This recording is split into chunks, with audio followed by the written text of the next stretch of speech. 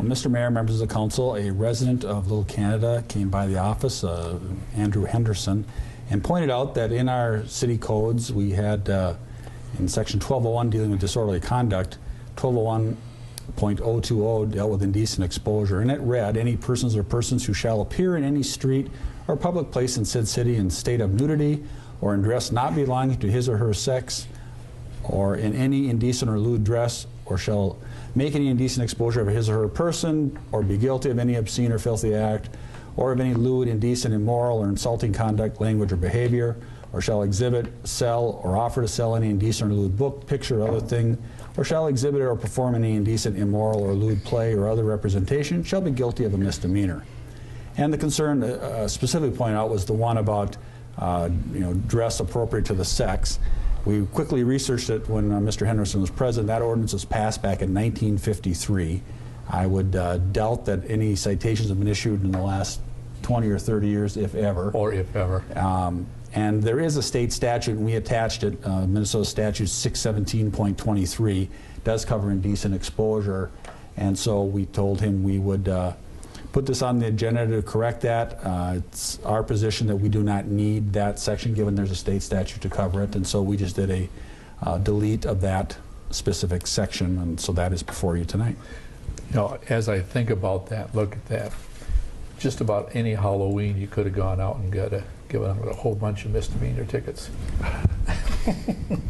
at the Little Canada Recreation Association, Halloween dance. That's right.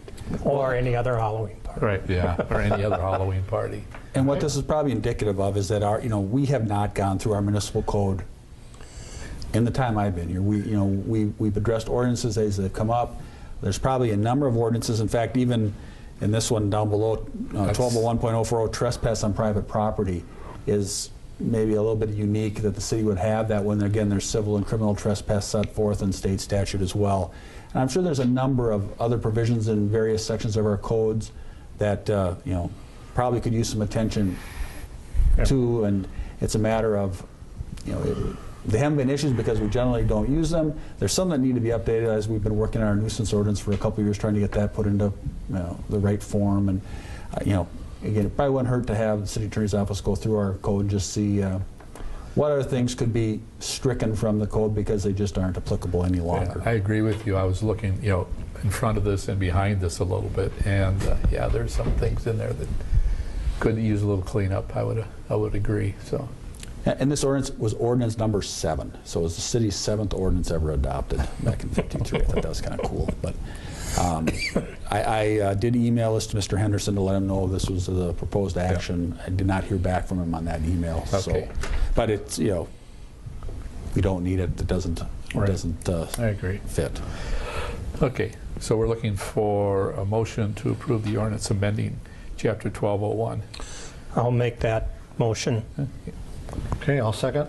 Okay, I have a motion and a second adopting the ordinance amending Chapter 1201 regarding indecent exposure, and it's repealing it in its entirety.